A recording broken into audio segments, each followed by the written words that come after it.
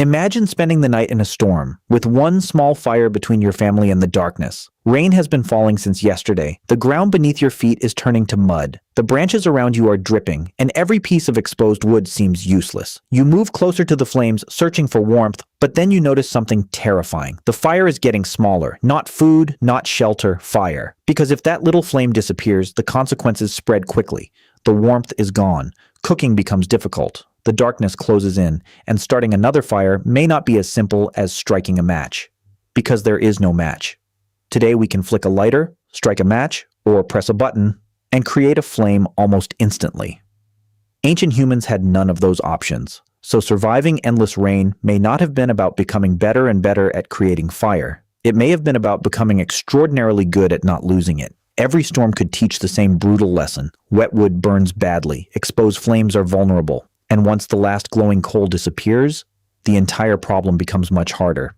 The real challenge was not simply making a fire. It was finding a way to make yesterday's fire survive until tomorrow. So how do you keep a fire alive when the sky refuses to cooperate? You make the fire smaller. It sounds backwards. But a large flame has one serious weakness. It exposes itself. Tall flames reach directly into falling rain, while wind can pull heat away from the edges and scatter burning material. A smaller fire kept low and protected gives the storm less to attack, and beneath those visible flames is something far more difficult to destroy: heat trapped inside charcoal. Even after the bright flame disappears, pieces of charcoal can remain hot and slowly smolder beneath ash. Suddenly, fire means something different. It doesn't always have to look alive.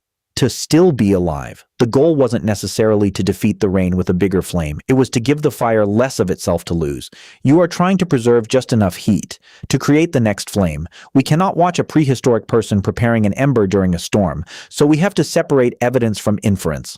At Gesher Benot Yaakov in what is now Israel, archaeologists found evidence of controlled fire dating to roughly 790,000 years ago. That tells us humans were managing fire extremely deep in prehistory. But it does not prove exactly how they protected it during prolonged rain. Much later, Otzi the Iceman provides a fascinating physical clue about people carrying materials associated with fire.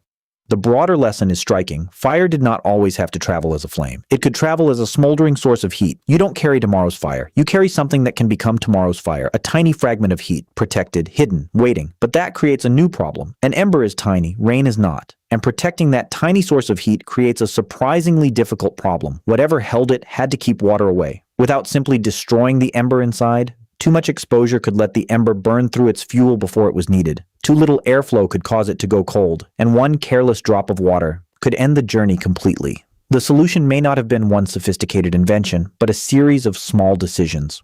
Choosing suitable natural materials, shielding the ember from direct moisture, and keeping it in a state where it smoldered rather than burned away.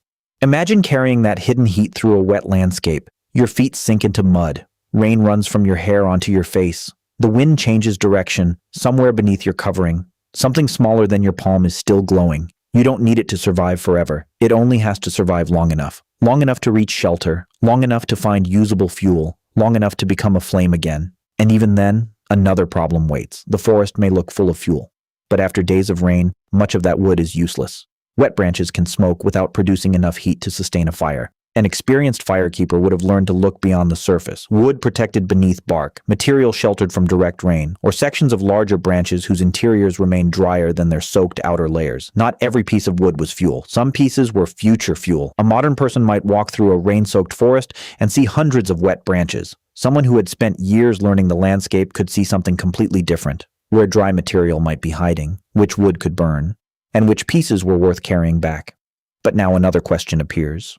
Even with a protected ember and usable fuel, where do you build the fire when the rain refuses to stop? That question changes everything, because a fire can be carefully preserved and still be destroyed by the place where you build it.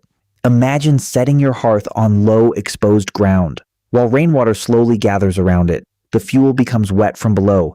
Smoke struggles against the damp air. Wind pushes through the camp, and runoff begins searching for the lowest point. The solution may have been to stop fighting the weather directly, and instead find a location where the landscape offered some protection. A rock overhang could block falling rain. A natural barrier could reduce the wind. Slightly raised ground could keep water from flowing directly through the hearth. A sheltered hollow might provide some protection from the worst of the storm. We cannot assume every prehistoric group used the same strategy. But the principle is simple. The safest fire was not necessarily the strongest fire. It was the fire in the safest place. And choosing that place required knowledge built through repetition.